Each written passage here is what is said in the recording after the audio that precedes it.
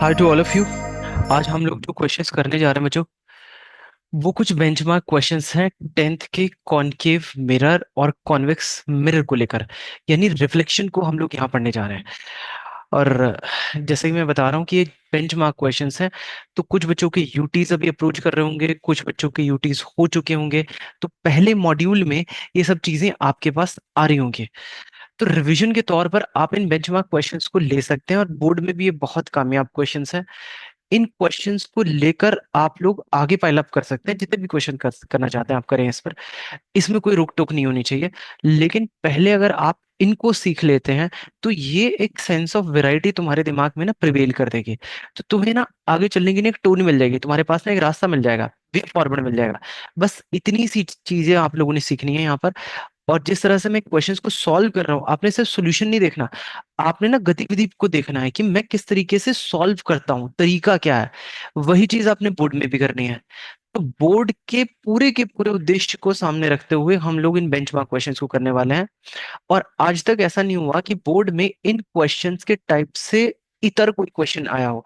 तो मैं ये दावे के साथ तुम लोगों से कह सकता हूँ कि अगर इस तरह के क्वेश्चन तुम लोग कर लेते हो ना, बस तुम्हारा ना हो जाएगा, बिल्कुल क्लियर हो जाएगा, डोंट वरी। देखो, आओ बात करते हैं।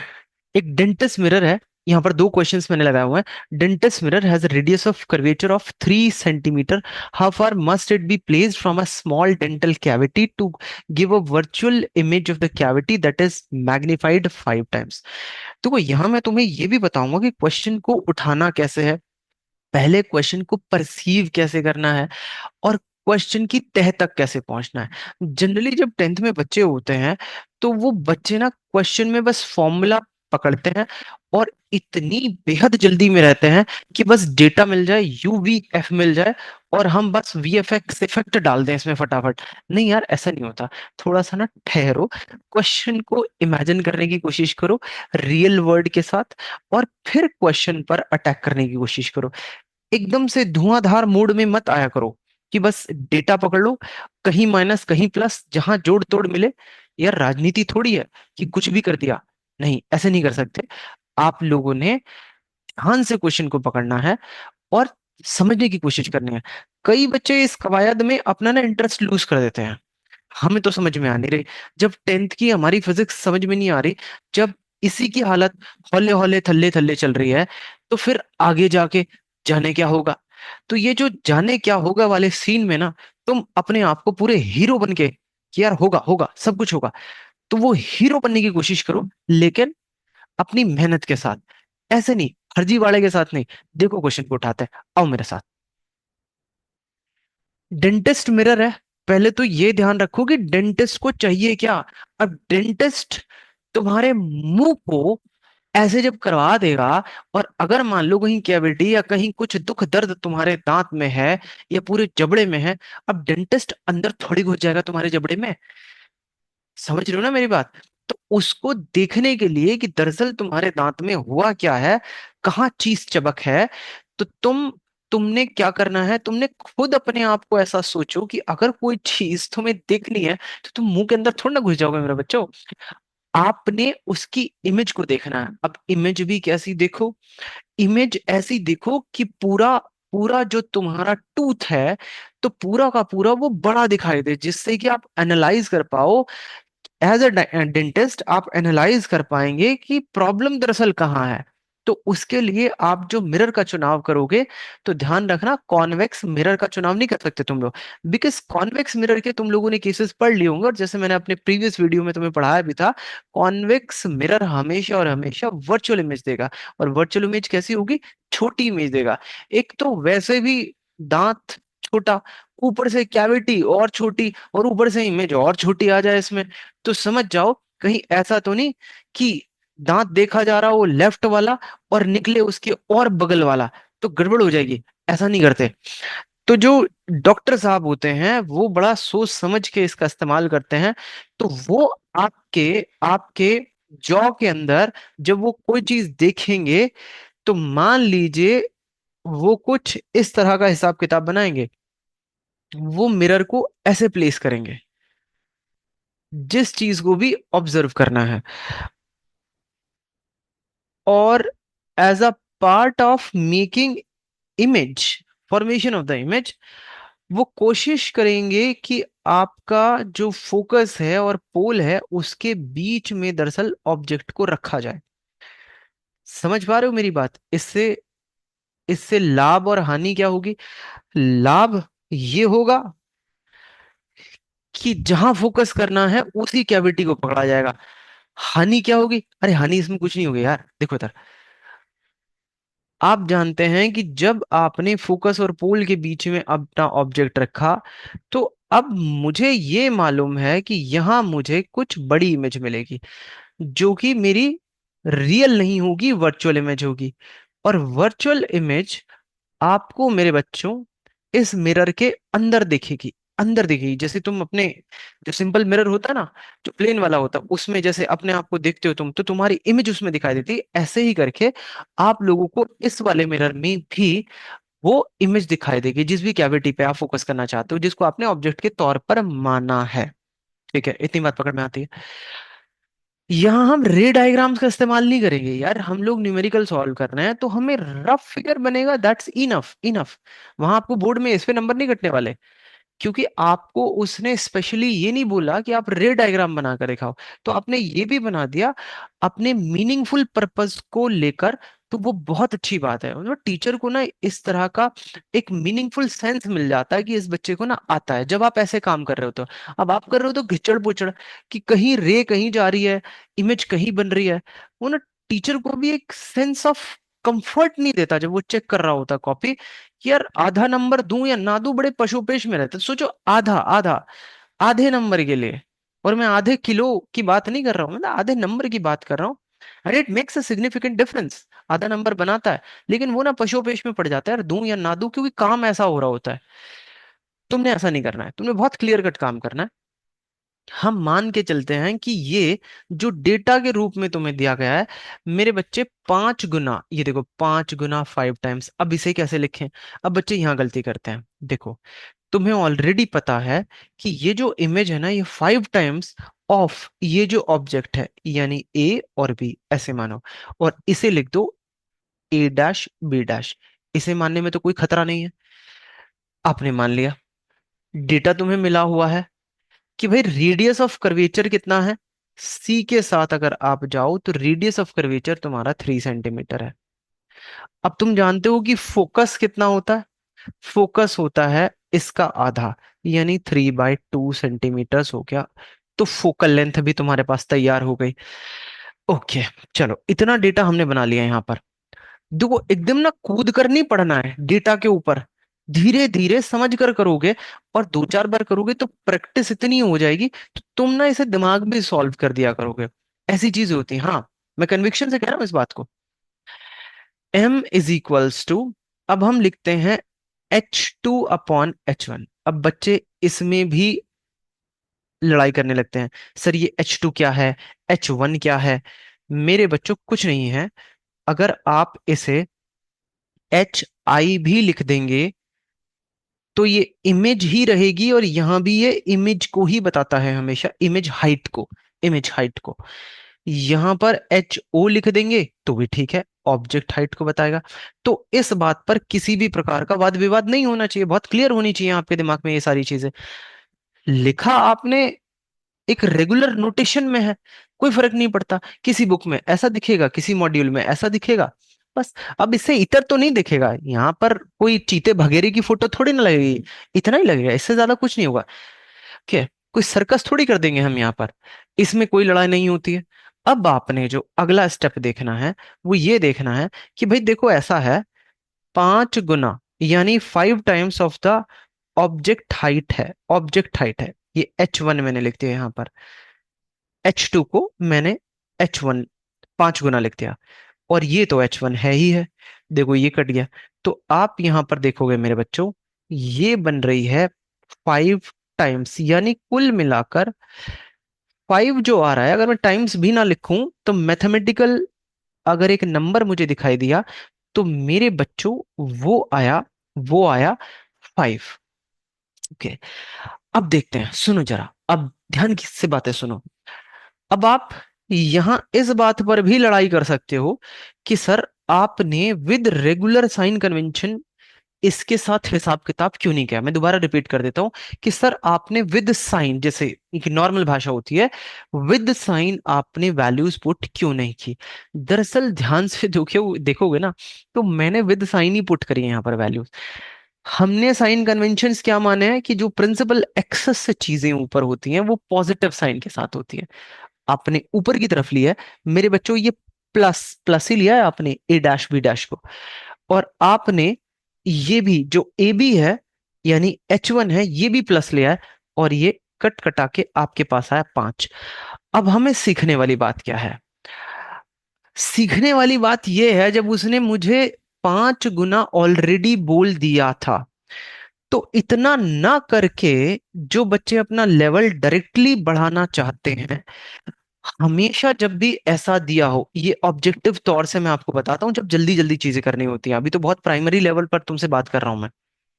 जब आपने मैग्निफिकेशन को सीधे डालना हो और आपको पता हो कि 5 टाइम्स बढ़कर चीज मिली है, 5 गुना बढ़कर चीज मिली है, तो मैग्निफिकेशन को बिना किसी डर के आप 5 लिख सकते थे।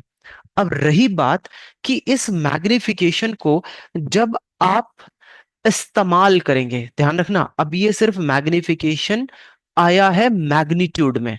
अब बात आती है, इस वर्ड को नोट करना है तुमने, कि मैग्निफिकेशन का जब इस्तेमाल करते हैं तब इसको विद साइन इस्तेमाल करेंगे। ये बात ध्यान रखना, क्योंकि हमारा सारा का सारा जो ज्योमेट्रिक ऑप्टिक्स है वो कन्वेंशन साइंस पर, साइन कन्वेंशंस पर चल रहा है।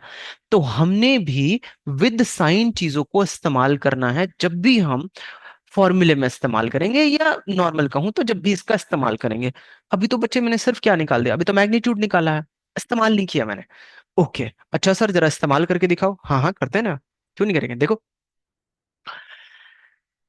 अब आप यहां पर लगाओ, क्योंकि आपको निकालना क्या है, आपको निकालना है हाउ फार मस्ट बी, यानी हाउ फार का मतलब है वो आपसे निकलवाना चाहता है place from a cavity. Okay, ये यू निकलवाना चाहता है, ये देखो, है ना, यू निकलवाना चाहता है, यानी ये चाहिए। ऑल राइट, वी ये बन जाएगा, लेकिन ना हमें वी मालूम ना हमें यू मालूम। लेकिन मैग्निफिकेशन का एक फॉर्मूला और होता है, ये तो था H1 H2 के फॉर्म में।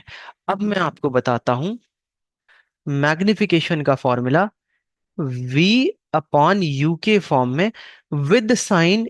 ये होता है, ये होता है मेरे बच्चों, आप लोगों ने यही पढ़ा होगा, और मैंने आपको पिछले वीडियो लेक्चर में बताया भी था कि मैग्निफिकेशन का फॉर्मूला ये होता है। देखें, अब इसका इस्तेमाल करना है, मैं बार बार इस बात को टोकूंगा तुम लोगों को कि जब भी आप लोगों ने यू की वैल्यूज का इस्तेमाल करना है, वी की वैल्यूज का इस्तेमाल करना है, वैल्यूज का जो कि डेफिनेट है, वेरिएबल में नहीं मैं बात कर रहा हूं, जो कि डेफिनेट है। अब ये 5 ना डेफिनेट वैल्यू है, अब आपने इसका इस्तेमाल करना है, तो कैसे करते हैं? ध्यान रखना, जब भी मेरे बच्चों इमेज वर्चुअल होती है, इमेज वर्चुअल होती है, तो मैग्निफिकेशन को आपने पॉजिटिव में इस्तेमाल करना है। मैग्निफिकेशन कैसी जाएगी बच्चे? पॉजिटिव जाएगी। यानी जब आप विद साइन डालेंगे ना वर्चुअल, जब आपको पता चल जाएगा कि इमेज वर्चुअल बनी है, तो यहां पर आपने +5 का इस्तेमाल करना होगा। अगर यही केस कुछ ऐसा होता कि मैग्निफिकेशन होती 3 गुना या 5 गुना ही होती, हम ऐसा मान लेते हैं, लेकिन इमेज बनती रियल, अब ध्यान रखना, तो उस केस में जब आप मैग्निफिकेशन की वैल्यू का इस्तेमाल करते, तो -3 या -5 या -4 कुछ इस तरीके से करते। अब आपको पता है कि ये रियल नहीं है, ये वर्चुअल है, तो अब आप इसे उठाओ, लेकिन विद साइन डालना। क्या डालना चाहिए? एक स्वर में तुम्हारी बातें आनी चाहिए, एक स्वर में आवाज करो इसे बुलंद थोड़ा सा। नहीं, अभी आई नहीं है, ये देखिए, अच्छा, ऐसे आ गया। तो यहां से ना एक रिलेशनशिप फ्रेम होता है बच्चों। क्या फ्रेम होता है? रिलेशनशिप फ्रेम होता है, जिसमें आप लिख सकते हो -5u। ये एक रिलेशनशिप आ गया, यानी एक इक्वेशन आ गई कुल मिला के, v is equals to -5u। Sign के साथ ही लेनी है, साइन के साथ ही लेनी है। अब जब इसका इस्तेमाल करोगे ना, विद साइन लेना है, क्योंकि आपने सारी चीजें, सारी कार्रवाई ना आपने विद साइन दे दिए, यानी कुल मिला के मैथ्स को नमन कर लो, मैथ्स के हाथ जोड़ लो। मैथ्स तुम्हें अपने आप सारी चीजें देगा। तो गणित है यार, गणित दूसरा भगवान है, दूसरा भगवान है। देखो, देखते हैं बेटा। अब आपने वैल्यूज यूज करनी है, तो फॉर्मूला लगाएं, +1/u = 1/f। ये देखो, डालो। अब यहां तो ऑलरेडी विद साइन चीजें आ चुकी हैं, अब ना लगा देना साइन वाइन, अब ना लगा देना, ये इनकॉर्पोरेट कर दिया है तुमने साइन यहां पर, क्योंकि अब कोई डेफिनेट वैल्यू नहीं है ना। अब देखो, यू के साथ है, यू के साथ है, अब वो वेरिएबल है, और वो विद साइन ऑलरेडी इनकॉर्पोरेटेड हो चुका है, अब नहीं लगाएंगे यहां पर। डालो यहां पर, v का वैल्यू -5u +1/u, और इसे डालेंगे। देखो डेफिनेट वैल्यू है क्या हमारे पास, ये रही ना डेफिनेट वैल्यू, 3/2। अब क्योंकि तुम लोगों ने पढ़ा होगा कि along the incident ray positive होता है, and against the incident ray जो डायरेक्शन होती है वो नेगेटिव होती है, या दूसरे लहजे में, लेफ्ट हैंड साइड जो भी डिस्टेंसेस मेजर होंगी वो नेगेटिव होंगी, और जो राइट हैंड साइड होंगी वो पॉजिटिव होंगी। एंड बाय डिफॉल्ट हम यू को कहाँ रखते हैं, नेगेटिव दिशा में रखते हैं, यानी लेफ्ट हैंड साइड में रखते हैं। और ये भी focal length by default negative में जाएगी। तो फोकल लेंथ बन गई -3/2। तो 2 ऊपर पहुंच जाएगा मेरे बच्चों, माइनस यहाँ आ गया, और 3 यहीं लटका रहेगा। ओके, देखो इसका एलसीएम लो। अब ये ना कह देना कि तुम्हें एलसीएम नहीं आता, ये बहुत बड़ा मतलब पाप हो जाएगा, ठीक है। देखो, 5u एलसीएम हुआ, ये -1, और यहां आ गया मेरे बच्चों 5, ठीक है जी। और ये बन गया मेरे बच्चों 2/3। देखें, यू को निकालें, इसे रब कर दें। हाँ सर कर दो। इधर आते हैं, तो ये 4/5u बना बेटा, इज इक्वल्स टू, ये माइनस कहाँ गए, ये रहा माइनस, इसे नहीं छोड़ेंगे, ये इसे नहीं छोड़ेंगे, तो पकड़ो -2/3। 2 से 2 कैंसिल, 2 बचा, यानी 5u = देखें कितना बचा, 6। सही है, 3 2 6, और ये 5u। तो u का वैल्यू जो आ रहा है वो आ रहा है 6/5। एक बार चेक कर लेते हैं, कोई गलती तो नहीं की। आपने v डाला -5u, u तो u रहा, इसमें तो कोई दिक्कत है ही नहीं। और मेरे बच्चे, ये आपने एलसीएम लिया, -5u, -1 ऊपर पहुंच गया, ठीक है। यहाँ पर +5 पहुंच गया, ओके जी। और मेरे बच्चे ये हो गया, 2 ऊपर चला गया, -2, ठीक है, बिल्कुल ठीक चल रहा है। 4/5। तो u का जो वैल्यू निकल कर आया है, ये 2 हो गया, 3 2 6, और 5 कितना आया, नेगेटिव में आया मेरे बच्चों, नेगेटिव में। So u = -6/5, which is equals to कितना आ रहा है, -1.2 ऑफ कर्वेचर, सेंटीमीटर्स 1.5 कितना? meters, a person 10 meter in front of the mirror, where is the person's image? Concave mirror है बच्चों, रख देते हैं, ये बनाया हम लोगों ने कॉनकेव मिरर। सेकंड क्वेश्चन है, सेकंड सॉल्यूशन हम लोग कर रहे हैं, has a radius of curvature of 1.5, ठीक है। A person 10 meters stands 10 meters in front of the mirror. ये रहा पर्सन जो खड़ा हुआ है, क्या ये रहा पोल। रेडियस ऑफ कर्वेचर कितना है बेटा, 1.5 मीटर का। Where is the person's image. अब देखते हैं, यू आपको दिया गया है, और मेरे बच्चे जो रेडियस ऑफ कर्वेचर है वो आपके पास 1.5 मीटर का है। इतनी सारी चीजें दी हुई है, यू आपके पास है। अब डेटा पकड़ लो, यू ये रहा, विद साइन आपने पुट करना है, तो 10 सेंटीमीटर्स। आपके पास आर है 15 सेंटीमीटर्स। ठीक है बेटा। और मेरे बच्चे, आर आपके पास 15 सेंटीमीटर है ना, तो ये कुछ गड़बड़ हो गया। देखिए नो, 150। क्या करो, 150। ठीक है जी। तो ये ऑब्जेक्ट कहाँ रखा हुआ है आपका, तो 150 यहाँ पड़ेगा ना बच्चे।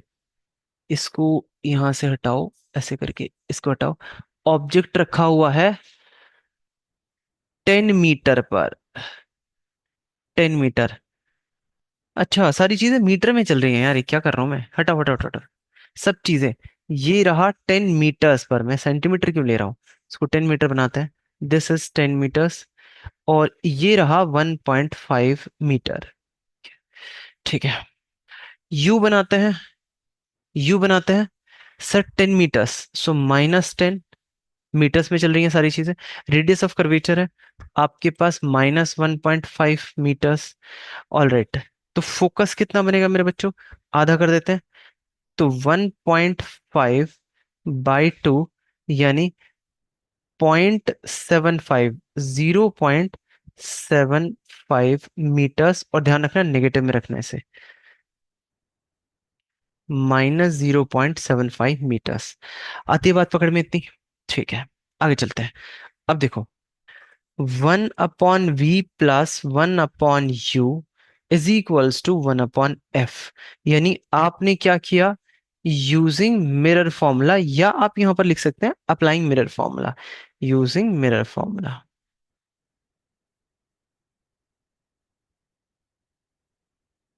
यहां तक हमारा काम हो गया। अब देखो, ये फॉर्मूला लिखते हैं ना, यहां आपका आधा नंबर तो वैसे भी स्टेप मार्किंग पूरा हो जाता है। ओके, आगे चलते हैं। वैल्यू डालें, क्योंकि आपको ना ये निकालना है where is the person image, यानी आपको चाहिए वी मेरे बच्चों। ये तो चाहिए, तो इसके साथ तो कोई छेड़छाड़ नहीं करेंगे, इसे एज इट इज रखकर चलेंगे। यहां पर बेटा यू को डालें, तो यू को हमें डालते ही मिल गया 10। इसे डालें मेरे बच्चे, तो ये मिल गया -1/0.75। पॉइंट हटाते हैं, 2 जीरो यहां पकड़ाई इसे। और मेरे बच्चों, इसे काटा पीटी कीजिए, तो 5, 20, 15, पंजे चौका दिया, ये आ गया इतना। इसे थोड़ा सही मायनों में ले आते हैं। Is equals to -4/3। इसे उधर लेकर जाओ, यानी सॉल्व करते हैं। यहां पर देखो, 1/v is equals to 1/10 -4/3। This comes out to be 30। ये बना मेरे बच्चों, ये 3 बना, ये 40 बना। और v का जो वैल्यू आया, -37/30 आया। तो v एक्चुअल में बनेगा 30/37 माइनस का। एक बात बिल्कुल ठीक है, एक बात बिल्कुल ठीक है मेरे बच्चों, कि आपके पास नेगेटिव में आ रहा है, तो बात बिल्कुल ठीक है। देखो, जांच करके देखो, आपका जो ऑब्जेक्ट था ना, वो बियॉन्ड सेंटर ऑफ कर्वेचर था, बियॉन्ड सेंटर ऑफ कर्वेचर। तो इमेज कैसी बनती है, रियल इमेज बनती है। और रियल छोटी छोटी बनेगी, बियॉन्ड है ना, और बियॉन्ड भी कितना, थोड़ा बहुत बियॉन्ड नहीं है, अच्छा खासा बियॉन्ड है। तो छोटी छोटी छोटी छोटी होती चली जाएगी, है ना। देखते हैं कितना आ रहा है हमारे पास। 30/37 है। इसे चाहो तो इतने में ही छोड़ दो, मीटर्स में छोड़ दो, तो मार्क्स नहीं कटेगा, बिल्कुल फुल मार्क्स मिलेंगे तुम्हें। और अगर चाहे तुम्हारा मन करे, कुछ जुझारूपन है तुम्हारे अंदर, तो इसे यूं कर लो, पॉइंट लगाओ। और कितने टाइम जाना चाहिए, 37, 8, 8, 56, 5, 24, 2। हाँ, ये लगभग लगभग मेरे बच्चों 296, 296। तो ये आ जाएगा 0.8 के लगभग आ रहा है। आप लिख सकते हो 0.8 मीटर्स के लगभग। एक डेसिमल प्लेस और जाना चाहते हो तो कर लो, वरना इतना ही छोड़ दो। तो यहां पर हमारा काम पूरा हो जाएगा।